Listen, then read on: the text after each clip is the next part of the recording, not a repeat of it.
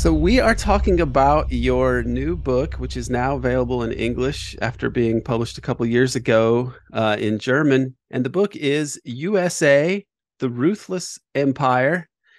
And you're not an American yourself. So why do you focus on the US? Is this just anti-Americanism, or why would you bother to write a whole book on another country? Good question, Aaron. I am a Swiss citizen. I'm a historian in Switzerland, and I traveled to many countries. I was in the US, I was in Russia, I was in India, I was in Cuba, I was in France and Germany. I traveled a few different countries, and the US is just the most powerful country. And that's why I'm interested in the United States. I met a lot of great people in the United States. And I had a few discussions about the Vietnam War, the Iraq War, about international wars. And then I wanted to dig deep and basically see what is going on with these wars. And the US is the country which has bombed most nations since 1945. That is a fact. And then I wanted to find out, why is that so? Why has the US bombed so many countries? And I was supported in my research by Noam Chomsky, who is a professor in the US. I met Bill Bloom, he's now not alive anymore, but who was very critical of US foreign policy. And there's a lot of US scholars who helped me in this research.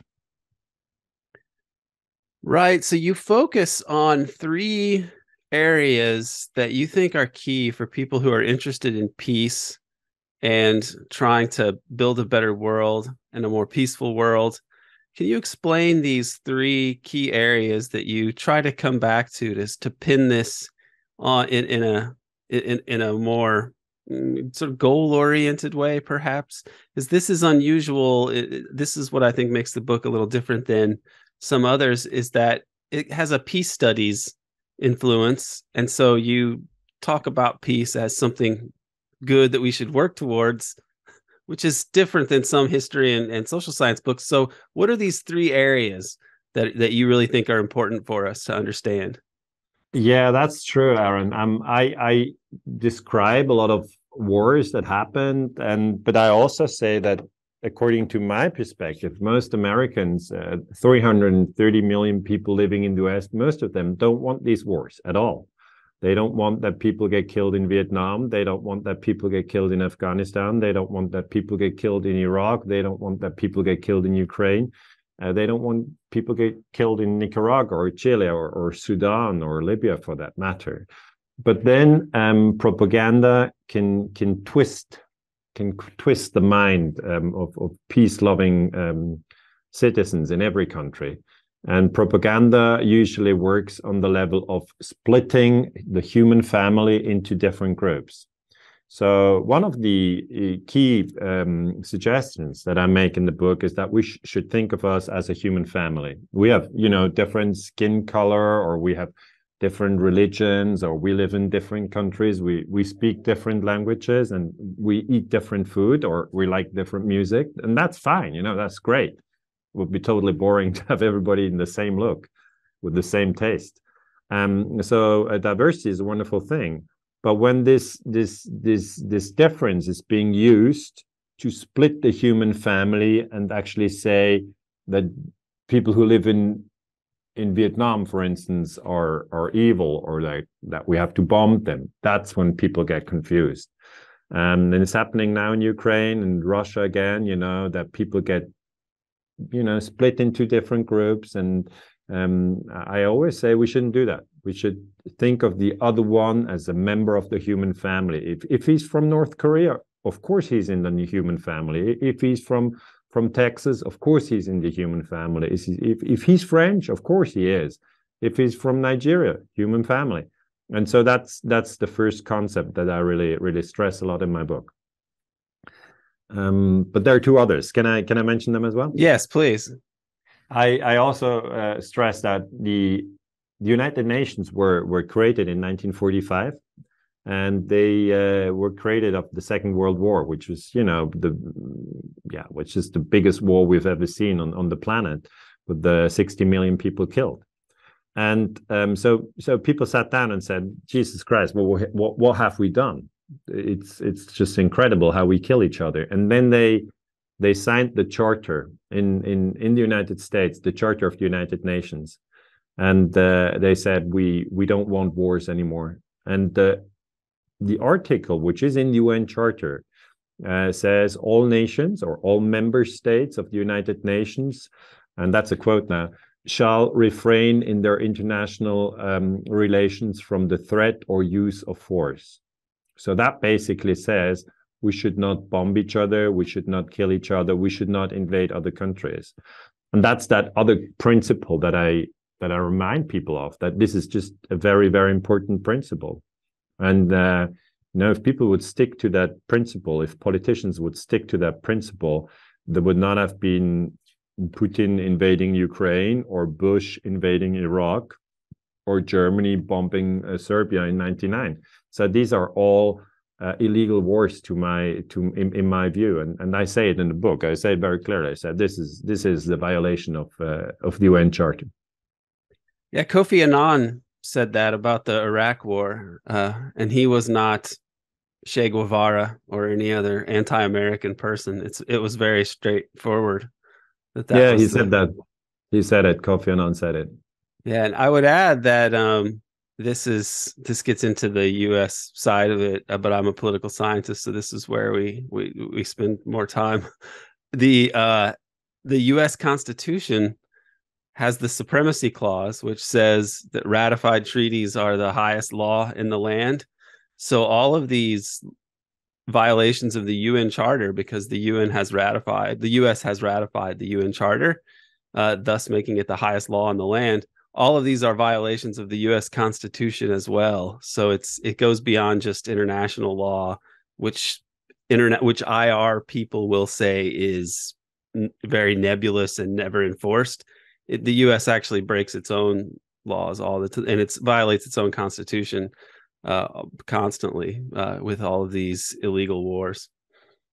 Yeah, and it's important to talk about it because people are, they don't realize it because they get their minds getting manipulated by television. Television is just telling them there's an evil guy. International politics is always explained to people like this story that they're hunting an evil guy, and this evil guy can be Noriega, and then people go like, okay, where's Noriega? And I say, oh, he's in Panama. And then okay, let's attack Panama in '89.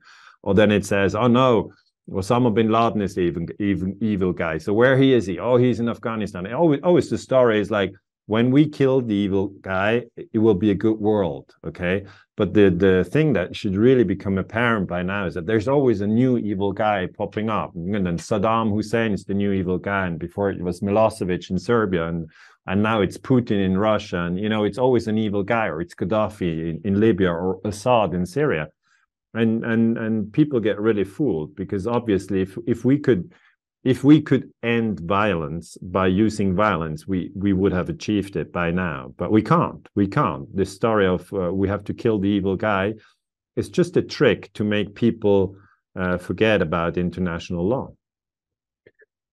That seems to be the case. They never run out of bad guys. There's always a new Hitler. There's always a new Hitler. That's the one that they're always saying, and this is it gets stranger and stranger as we find as we Americans. I mean, I say we, but obviously you're not American. But you end up with situations where Al Qaeda or Al Nusra is on the good guys' side, Azov Battalion is fighting a good side.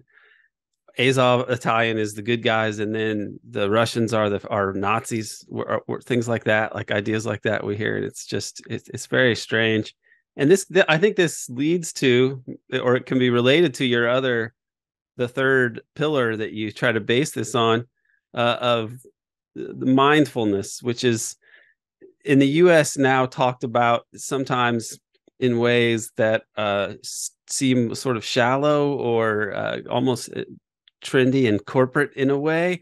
But our mutual friend Peter Dale Scott, his new book is called In Mindment, and it deals with similar themes as what you're talking about here. Can you explain why you place such importance on this idea of being mindful and being mindful, let's say? Yeah, the concept of mindfulness, is being circulated among, CEOs to just, be more performing in your enterprise, or it's being used by sportsmen to have a better performance on the tennis court or wherever you are active. But it's also something which is important for the peace movement, because really mindfulness is not just something for people who do yoga or who are vegans, or it really is something which is important for all of us, because the concept, as I see it, can be described, imagine a waterfall, and the water is really just your thoughts. And you can't really stop a waterfall. I mean, the water is just, you're going down and down, and every second you watch it, it's just more water coming down. And when we get up in the morning, usually it's the alarm clock going off, and zack, we're awake, and then there's a few thoughts coming into our mind, like, oh, am I late? Or, oh no, I have an easy morning. I can relax for an hour, or I can do this or that. Or, oh no, I should write this email. And then, thoughts start to penetrate the brain, and we get the first messages on our phones, and then we're on the computer or in the car, and we get a lot of information, which is basically coming through our ears and through our eyes. It's these through channels that we get it. And this information, keeps us busy until we in a rather exhausted manner at the end of the day go to sleep again, and the next day it starts again. And mindfulness says this waterfall with these thoughts is an interesting thing, because you're not able to stop your thoughts. I mean, I'm not able to stop my thoughts. They're just coming. There's new thoughts and other thoughts. And the mindfulness training, which has been going on for years and decades, and it was basically a French thing, and now it's become more mainstream. But the mindfulness thing is, you can't stop your thoughts, but you can observe your thoughts. So, Aaron, the idea is, if you totally identify with your thoughts, you basically are under the waterfall, and the water basically hits you on your head, which might be agreeable for 10 or 20 minutes, but after that, it becomes painful. And then the idea is to step behind the waterfall and just imagine there being a little corner where you can watch the water going down without that it's actually touching your body, and you observe your own thoughts. And Eckhart Tolle, for instance, once gave an interview with Oprah Winfrey, and they talked about that concept. And it's very interesting to watch, because when we are able to observe our thoughts from a certain distance, we become more relaxed. I mean, it's just possible then to say, oh, that's an interesting thought that I have. Why do I have this thought? Where is it coming from? And those who train people in mindfulness, they say, you are not your body. You're not your thoughts. You're not your emotions.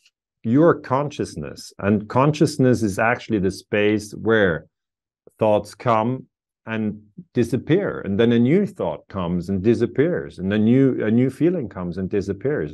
And one of the funny exercises is when you ask yourself, what will be my next thought? And then you basically stop and watch.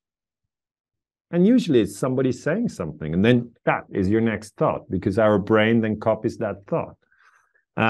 Or it's something very basic, like, oh, I'm hungry, or I should do that. So yes, mindfulness is very important for the peace movement. And as we look at this and try to step back and to be mindful of not just our present conscious circumstances, and even maybe try to dial into our unconscious mind more to have a little bit of perspective, we can also apply this sort of general idea to looking at how we got to where we are, I think.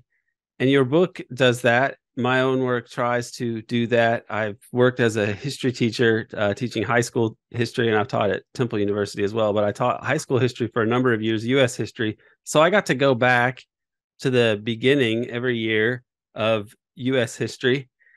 And you do this also in your book. You trace out the beginnings of the US. And when you look back on it, there are, there are many things going on, and there's many opportunities in North America that lead many people to come over and have a better life than they had in the old world. And but there's always a dark side to this of, genocide and imperialism, expansion across the continent at first. This was the U.S. from the beginning. Is it just the fact that it is the original sin of the U.S. that it began as a quest to get territory and make a buck? I mean, how does this history weigh on us in the present? Aaron, I think that makes this conversation here very valuable. I'm in Europe. I'm a European citizen, and you're in the US. You're a US citizen. And if we go back 500 years, it was basically a war-torn Europe where people left in search for a better life, because either they were poor or they were oppressed. Religious freedoms, for instance, were not here. We had a lot of problems here in Europe. It has to be said like that. Of course, there were some who said, "I want to make money," and others who said, "I'm just an adventurous guy. I want to cross. I want to cross the Atlantic and see where I get." So there were many different motives, and the US, as it exists today, is obviously very, very closely linked to the European civilization. And so it was this European civilization which went across the Atlantic. And that's why we don't have, the language of the Apache or of the Sioux, who are today dominant in the US. We have a European language, which is English. Or if we go down south, we don't have the languages of the Aztecs or of the Mayas. No, we have European languages. We have Spanish and we have Portuguese languages. Or in Canada, we have some French in Quebec, which is again a European language. So in my book, I wrote this for beginners, for 15-year-old students or maybe 20-year-old students who say, why do people speak French in Quebec? And why do they speak English in New York and San Francisco? And I said, basically because it's the Europeans who tried to colonize the entire world. And then when I take it from there, the early settlers and everything, I come back to that principle of human family. They didn't think of the Native Americans as a human family. They thought they were less worthy, basically, that they were it was a right thing to kill them, and they were Europeans in North America. And then at one point, and that is the interesting thing, is where the settlers obviously revolted against the British Empire. And I know you know it, and I know it, and for us it seems obvious, but many young readers really don't know it, that it was a revolution against the British Empire, which really created the United States. And that's why I wrote the book, for beginners and also advanced students of international history who want to see behind the scenes. Yes, I did notice that in the book, as I made it a while, had read through a good bit of it, that this one was written in a different, you've written things that are more dense. Your book on NATO is much more, is a more challenging read. And this one is geared more towards, I think, more of a potential peace movement that sort of exists, but needs to exist. I mean, its absence is a big problem. And how did this? As I think back to some of your earlier work in the book that I know you for, NATO's Secret Armies, that deals with Gladio. And when I know the subject matter of that book, I can see how you would move on to wanting to write more about the U.S. because you write more along the lines of I don't know if you know Ola Tanander, but he has written. Oh yeah, in Norway. Yeah, I met him. I was in Oslo. Yeah, we worked together. He's a great scholar and a wonderful guy, and he's written about Gladio as basically the sovereign of Europe. Do you concur with that? I mean, how did your working on Gladio influence your understanding of the US? Because it is a dark system of top-down control that really Europe exists under. And I don't know how much Americans aren't conscious of it. And as I watch politics in Europe, I have to wonder how many Europeans even understand the actual nature of American power in their own societies. I mean, how did Gladio influence your take on on the USA? A lot, a lot. I mean, Gladio was my PhD research. I spent 4 years on the topic. But really, I have to explain what Gladio is to most people. I mean, it was a secret army that existed in basically all countries of Western Europe. So it existed, for instance, in Italy, and in the year 1990, just basically at the end of the Cold War, that was a year after the Berlin Wall had collapsed in Germany. Italian Prime Minister Giulio Andreotti said, yes, it is true, you know, some pressure was put on him by an investigating judge with the name Felice Casson.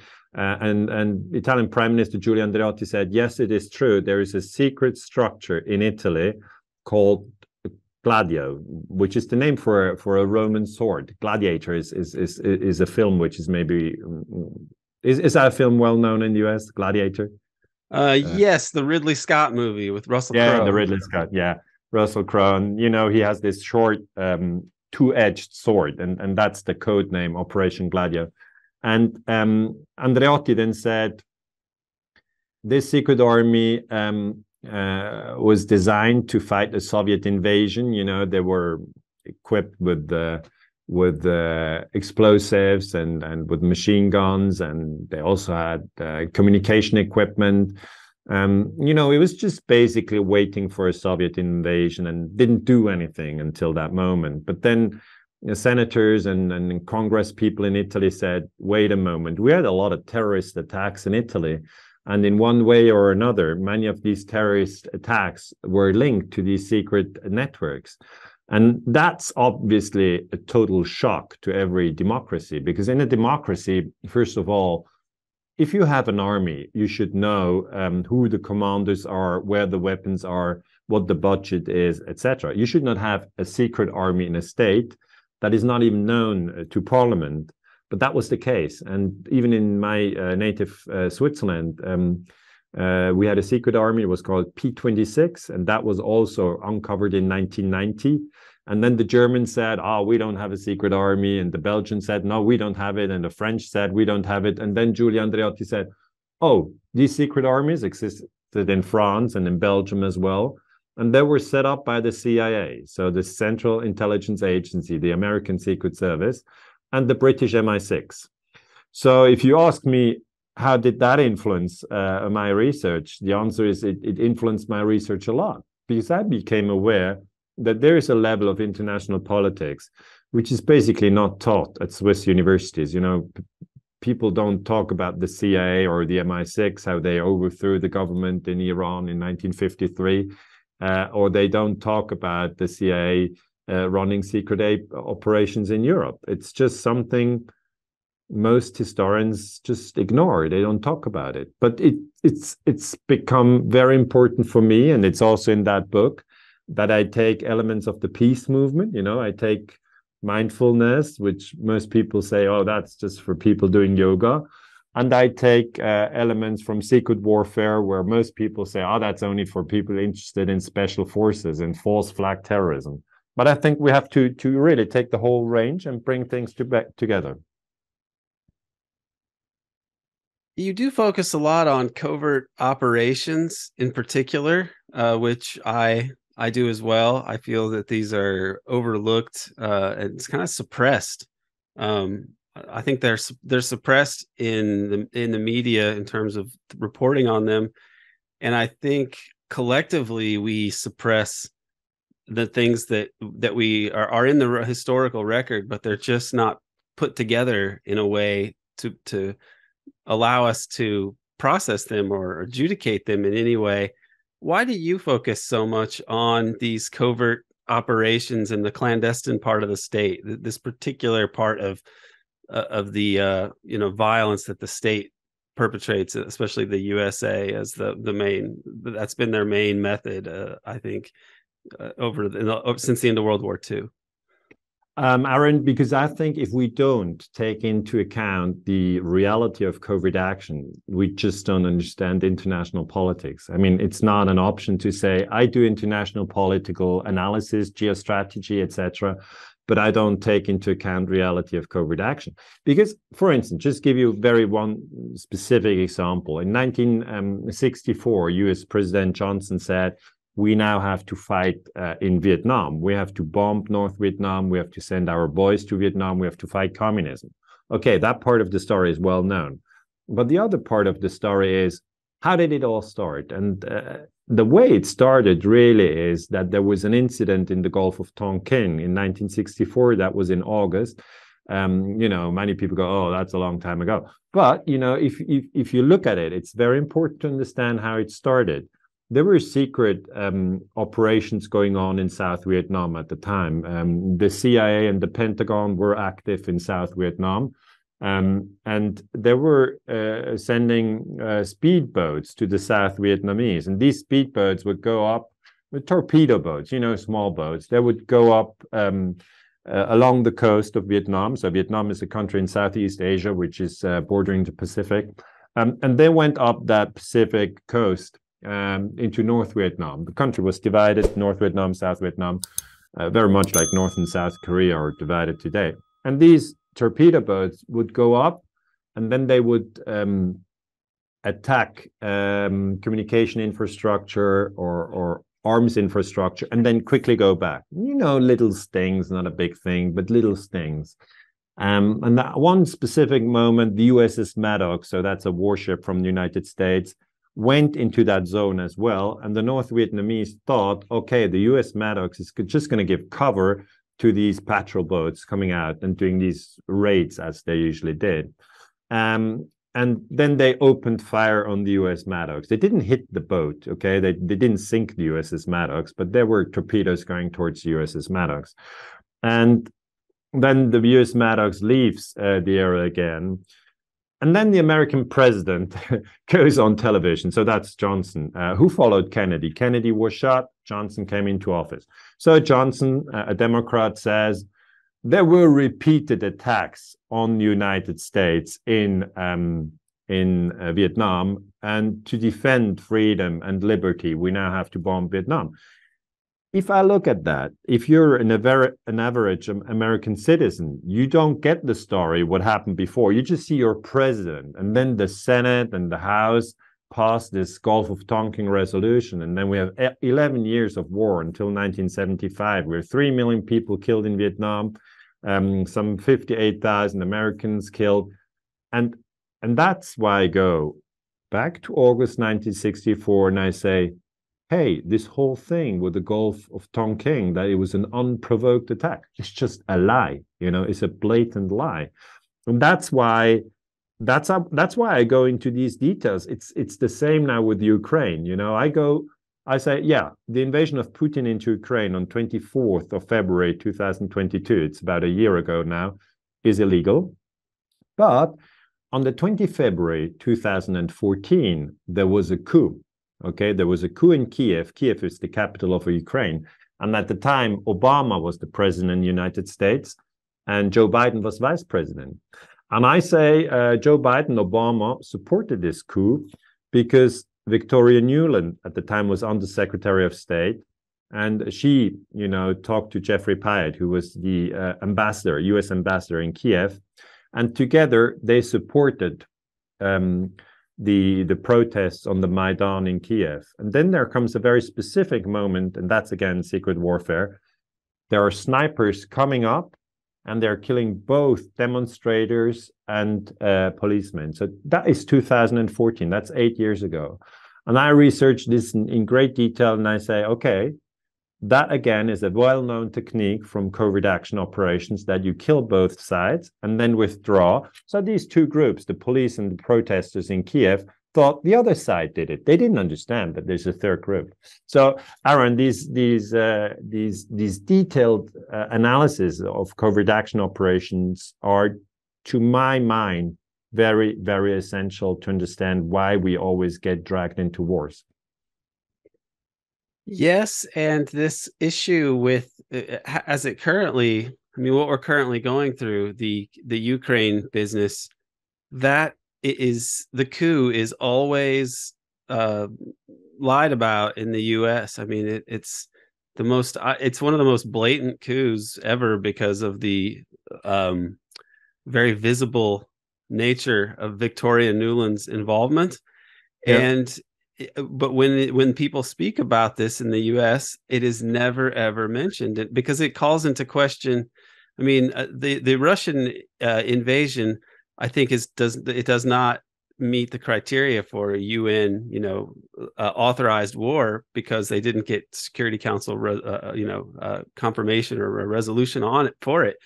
But the Ukraine as a sovereign country is more complicated because of this coup in the first place, and it just makes you have to explain the coup if you're gonna talk about the war. And so that since it's not inconvenient, they pretend it didn't happen. And that is the nature of these covert operations, is that it gives people in power the ability to deny their own actions. And it short circuits any sort of democracy. And in a way, I think that must be the idea. It's that you can't have this. I think you can't really have a democracy and the rule of law and rule the world at the same time. I mean, do you think that maybe the heart of it is that if they're going to rule the world, which is their goal pretty much, they can't really do it through democratic means and transparent means? Yes, yes, I agree. You have to manufacture consent, as Noam Chomsky calls it, and to manufacture consent, you just have to leave things apart. Think of a married couple, a man and the wife, and then suddenly the wife moves out of the house and she takes the kids with him, and the man goes, this is totally unprovoked. I don't know why she left me, and she's just a crazy, crazy girl, and I can't even see the kids.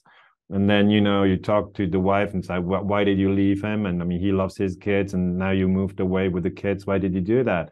And then she says, well, he's betrayed me so many times with other women. I just couldn't take it anymore. And then you go, whoa, wait a moment. That he said it was totally unprovoked. And now you say there's another part of the story. And we know this, we know this as human beings from even small conflicts. It doesn't have to be a divorce. I mean, if you have kids and the kids quarrel, and you see your kid, on the playground, give the kids 4 or 3 years old when they're still very small, and you just see your kid with a plastic shovel hitting the other kid on the head. You go like, Jesus Christ, what's my kid doing? Go to your kid and say, we're not hitting the other with a shovel. We just play together, and this is for everybody here to play. And then to you, it looks like an unprovoked act. But then when you talk to your kid, he or she is going to probably say, well, the other kid threw sand in my eyes first. And as a parent, you just didn't see it because it happens quickly with the sand. And then you say, okay, I understand that's not nice. The other kid shouldn't throw sand in your eyes, which hurts. And I know that you were upset, but still, you shouldn't hit the other kid. But from what I want to say is that we know from the nature of conflicts that there are always two sides. And this to listen to the other side and then get their story is very important. And when we talk about Ukraine, when we talk about the Russian perspective on Ukraine, they always stress that the US has carried out a coup in 2014. And this coup then led to a civil war because the Crim said, we're not going to follow the coup government, we're gonna join Russia. And then, a civil war started with the region of Donbass, Donetsk and Luhansk. And this is being basically just, people don't talk about it. There are very few exceptions. John Mersheimer from Chicago, if I'm not mistaken, talks about it. He's an excellent guy. Scott Ritter talks about it. I don't know where he's based in US, but he's an excellent guy in the sense of he talks about it. there are a few others who talk about it, but there are very few. And it is to my mind very important to see that other part of the story, because this coup by Victoria Nuland has basically destabilized everything in Ukraine. And we're now in a situation where we have the US on one side, we have Russia on the other side. And as we know, Aaron, these are nuclear powers. And nuclear powers should never, ever get into direct conflict. And when I look back at the Cuban Missile Crisis, I've in the book also, data on the Cuban conflict, then I say Kennedy at the time, when Khrushchev put his missiles into Cuba, Kennedy at the time had all his advisors, come together to the White House. And I read through the original documents, and one of the very interesting conversations is Kennedy then said, "I want everything recorded." The participants didn't know, but he had everything recorded because he thought, if we all die in a nuclear war, I want at least to have the record. And in one of these communications, Kennedy says, Khrushchev, who then ruled the Soviet Union, Khrushchev is mad. I mean, why does he put nuclear missiles into Cuba? That's as if we put nuclear missiles into Turkey. And then George Bundy, who is the national security advisor, says, well, Mr. President, we did. And that just shows, and I'm going through the records, and it just shows that even presidents have only limited information, how the world works, what preceding governments have done. And then Kennedy, after having understood that the US had put nuclear missiles into Turkey, then is ready to do a deal. He says, okay, let's talk to the Russians, and they should take their nuclear missiles out of Cuba, and we take our nuclear missiles out of Turkey. And that's how they solve the crisis. So there's always a way, but it's important when you want to solve a problem to see first the perspective of the other person. And that applies very much to Ukraine. And I really hope that Joe Biden, Vladimir Putin will solve this conflict. We don't want nuclear war. I just don't want it. No, it's a staggering failure to even be in a position where it is being talked about. It is a terrible failure on the part of the the U.S. I think bears most of the responsibility. They withdrew from so many of these treaties, and they violated Russia's red lines about which I think, given their nuclear power, you have to respect that. I think that it's been terrible for Mexico. There's a saying in Mexico that Mexico, so far from God, so close to the United States, and it refers to how much Mexico has been dominated by the U.S. And I can't defend that record as an American, but that said, I think it would be very stupid for Mexico to join a military alliance with Russia and start putting weapons on the border. It would be so foolish and reckless. It doesn't matter if you want to talk about the rights of Mexico to have a foreign policy. It doesn't matter. These issues of human existence should trump everything. It seems so crazy that it even has to be said. I'm fully with you, Aaron. I mean, think of Russia and China forming a military alliance, and Mexico joining this military alliance, and then having a Russian coup in Mexico City to overthrow the government. And then, intensive training, Russian troops going to Mexico, because that's what happened. I mean, American troops went to Ukraine and trained the Ukraine forces, who then carried out the civil war, which killed at least 12,000 people. But nobody cared. That was from 2014 to 2022. But the television stations, the global television stations, Fox and CNN, and here in Switzerland, our national television, or in Germany, the national they didn't show that war. And only when the Russian invaded, television was switched on. And so most people think this war is now 1 year old, because it started in February 22 and we're now February 23. So most people think it's 1 year old. I always say, no, that's way, way off the target. It's 9 years old. Okay, it started in 2014, but it first was a civil war which originated out of that coup. And now it's an international war because you have Russia involved, because you have Ukraine involved, and let's just hope it doesn't spill into an international war with NATO involvement in the sense of NATO troops on the ground in Ukraine. Okay, that was just disastrous. So I urge everybody involved here. I'm in Switzerland. Switzerland is obviously bordering Germany, and Germany is very close to the whole situation because they're sending tanks in, and the people in Germany are against it. I mean, it's just the government who's doing it, but the people in Germany, the majority, three-quarters was a recent survey, they don't want Germany again in a war with Russia because that's triggering Operation Barbarossa, which was in the Second World War when Hitler sent German tanks against Russia. And the Russians are now really upset because the Germans sent their tanks again to kill Russians. And the German government goes like, yeah, gee, I mean, it's not German soldiers sitting in the tanks, it's Ukrainian soldiers. So hopefully the Russians will see the difference and don't get upset. But this is just madness. This total madness. And this is in the year 2023. So I really say these principles of let's not go into wars, let's not overthrow governments, let's really respect international law. And let's really do this mindfulness training and understand that we're all part of the same human family. It doesn't matter whether you're Ukrainian or Russian. You both have a mother and a father who love their kids. They don't want them killed. So let's stop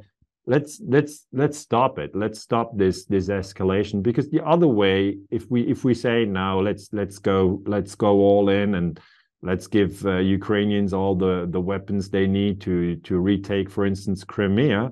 If then the Russians react with a nuclear assault, I mean, where are we?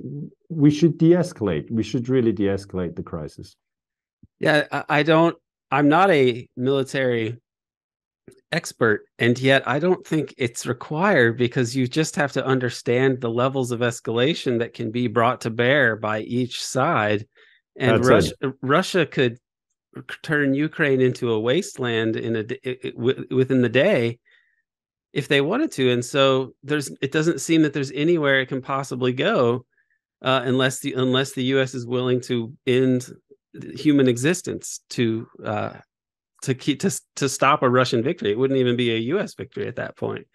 I mean, this is so strange and surreal that this is happening. It is really surreal. It's like we didn't think that this direct confrontation between superpowers would happen again. We had it in the Cuban Missile Crisis, but at the time, I really have to pay credit to Kennedy, who said, "Okay, let's do everything we can to solve this without any bloodshed." And he had actually his brother, Robert Kennedy, who was shot as well, as we both know. But Robert, who had really he had the ear of his brother, of John, then met the Russian ambassador in Washington, Dobrynin, and they talked about it and they found a solution. You know, it's behind the scenes that these solutions have to be found. Once the media comes in to play, it's not working. It has to be a diplomacy from high-level players who say, okay, now we have to solve this. And I hope that some sort of diplomacy is going on behind the scenes, and that they will de-escalate the Ukrainian war, because it's a very dangerous confrontation of Russia and the US, and we really shouldn't take this lightly and say, oh yeah, you know, it's not a big problem. By the way, look at Syria. You mentioned it. In Syria, Obama tried to overthrow Assad. He started bombing Syria in 2014, but already before he started bombing Syria, there was a tendency to take militant Muslims, arm them, and you say, that's actually crazy. I mean, in the so-called war on terror, wasn't the US fighting militant Islamists? But yeah, sometimes yes, but in Syria they were useful in the attempt to overthrow Assad. And then Assad called over to Moscow and called Putin and said, you know, can you help me? Otherwise, I'm out. And then Putin intervened in Syria. And it has to be said that Assad is still in power. So the Russians won that one. And the other big war that we've seen in Afghanistan was basically an idea to overthrow the Taliban. And after 20 years, the Taliban just bounced back.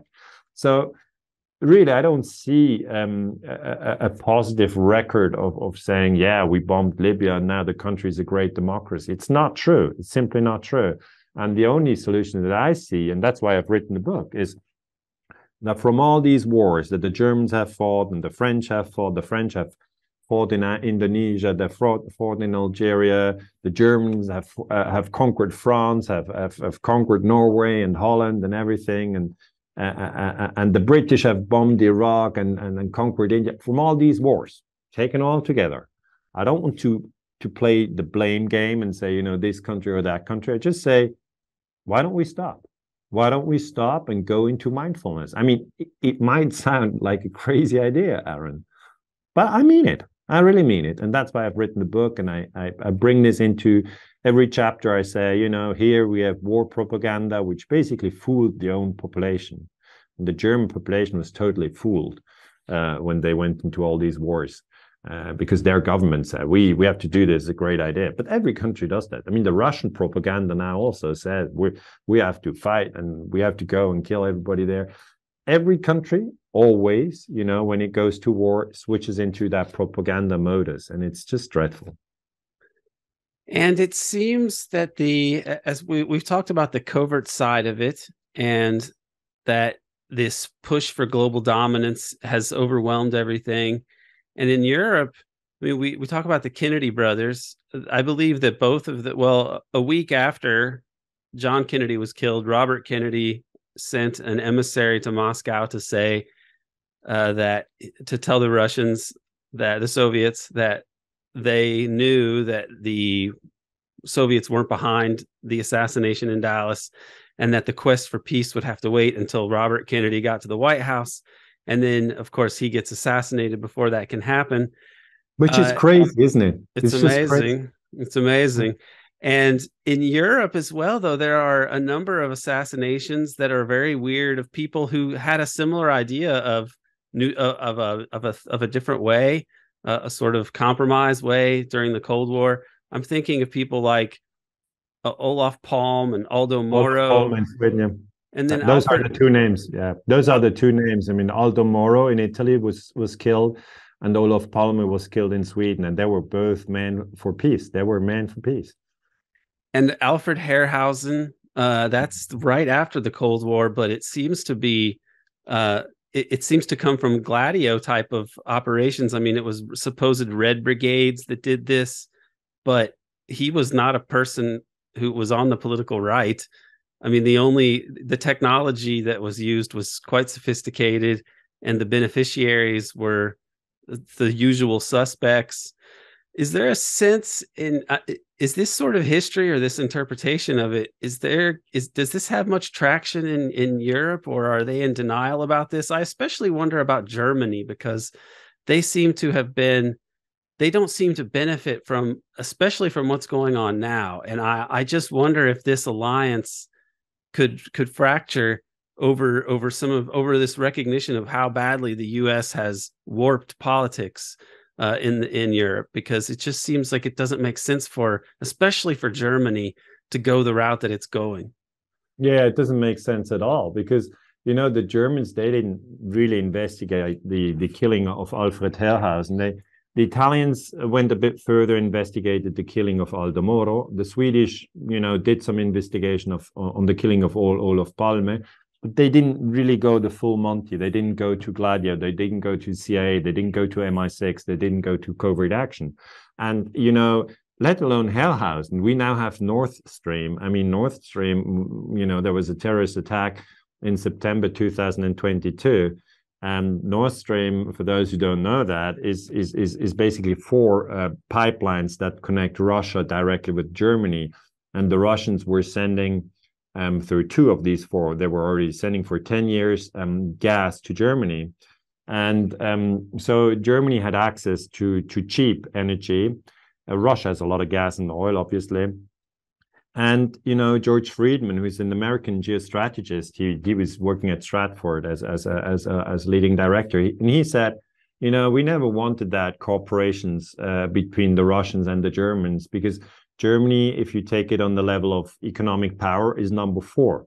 in the world. It's US and China. They both battle for 1 and 2, so it's head to head there. Who is the biggest economic power? But let's still leave US seat number 1, give China seat number 2, although that will switch within the coming years. And then seat number 3 on biggest economic powers is Japan, and seat number 4 is Germany. So that's on out of 193 countries, number 4 is Germany. And so the US has always said, we don't want the Germans to get much stronger. And in order to keep them in a weak position, we have to maybe cut their energy supplies.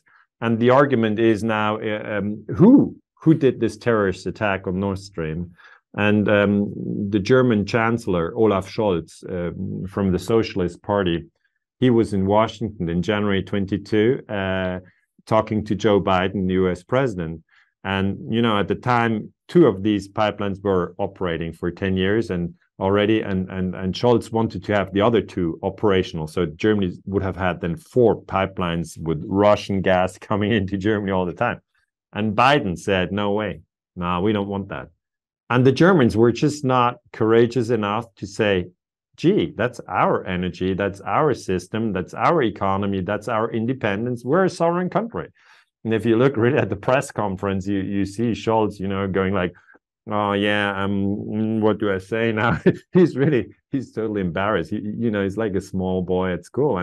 And then one journalist in Washington asked President Biden, but how are you going to do it? I mean, this is a pipeline which brings gas from Russia to Germany. What can the US do? And then Joe Biden says, don't worry, we have our ways.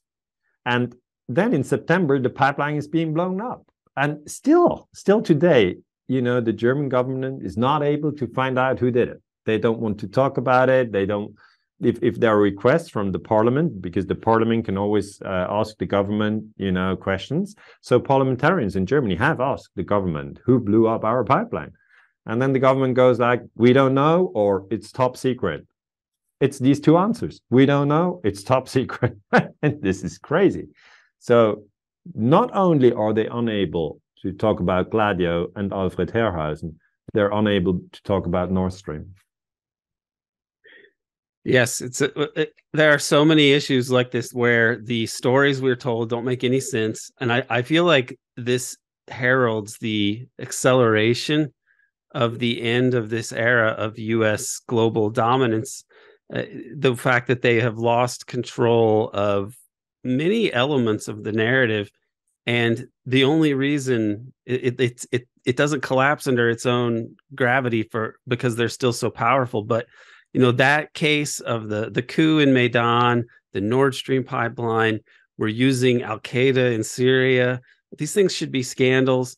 The Skripal poisoning in Britain is extremely bizarre and totally implausible if you look at it, but nobody's going to question it. Nobody can talk to those people who are quite fascinating to try to figure out what happened to them.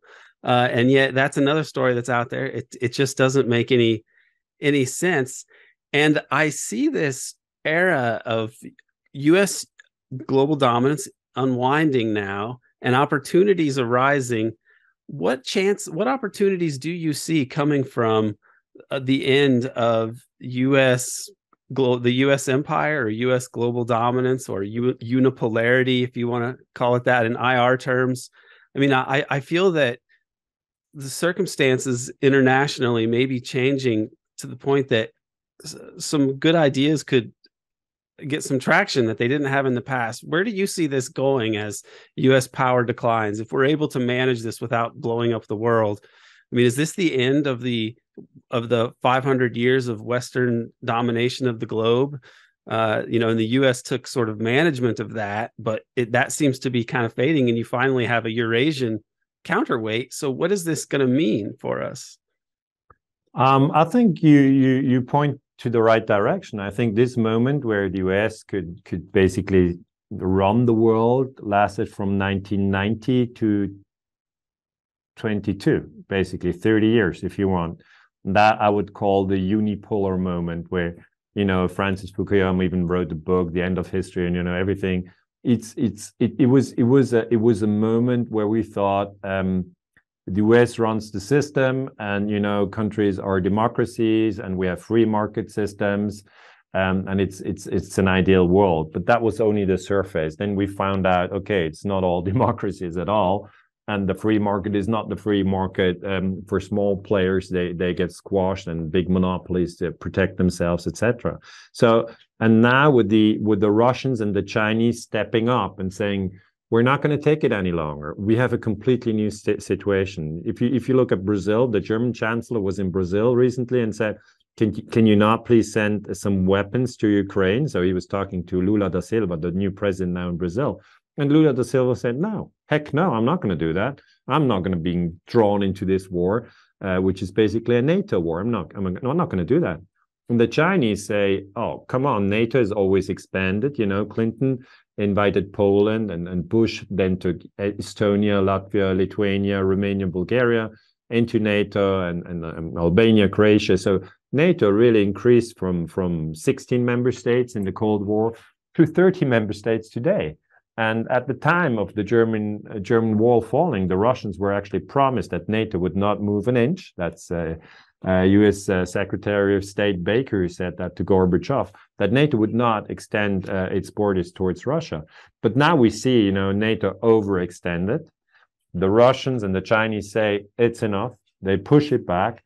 And so we come into a multipolar world. You said, can we wind down empire peacefully? I mean, that's the key question. I mean, it's $800 billion is the defense budget of the United States. And both Democrats and Republicans, who always say we're so different, well, look how they vote on the defense budget, always in support. They both support the military-industrial complex. And if we take this together, winding down an empire is a difficult thing, but the first step is reduce the direct confrontation with Russia and reduce the direct confrontation with China, because these are the new players. And you don't actually want nuclear war with either of them. They're both nuclear powers. And don't confuse them with Syria or Libya, which were not nuclear powers, or with Iraq for that matter. And so I think the peace movement has a chance. I think the peace movement has a chance. I try to strengthen the peace movement with my book. I tell them we've killed each other in so many ways for so many times. We were from France, we were from Germany, we were from the US, we were from Vietnam, we were from Korea, what have you. So as human beings, we've done it. We've done it many times. We can do it again. I'm not saying it's not possible anymore, but we've gone through this experience of killing each other and blaming each other. And I think now is the time to step back, go into mindfulness, realize that the media is just lying to us in so many ways and dragging into new wars and wars we don't understand. And it's time to really get this critical distance. And I think more and more people link up through YouTube and other channels, and they can't be reached by CNN and Fox News, because they get their information on alternative channels, and they read books. And once you read all these books and you wrap your mind around it, I think it is possible to develop the 21st century with more peace. I mean, it is possible. I'm not saying it's proven that it will happen. Obviously, we'll see in 2050. But those from us who have kids or who care for the planet, they say we don't want more wars. We don't want nuclear wars. We don't want conventional wars, and we're sick and tired of it. It's really enough. And I to that I will just add that it also seems that there's not much of an alternative anymore. I don't think that keeping the empire forever is possible anymore. And so it really will become a realist.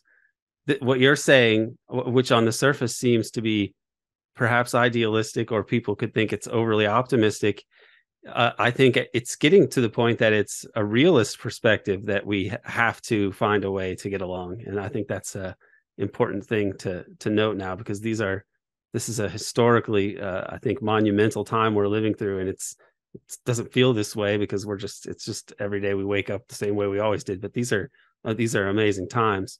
Amazing times, Aaron. Absolutely. 2023 is not a boring year. Well, I thank you very much for writing this book and for taking the time to talk with me today. Daniele Ganser, Your book, The USA, The Ruthless Empire, is out now from Skyhorse, and I recommend it to everyone. Aaron, thanks so much for giving me the opportunity to talk about my book, to talk about my vision that we, should have more mindfulness and less wars. Thanks a lot. My pleasure.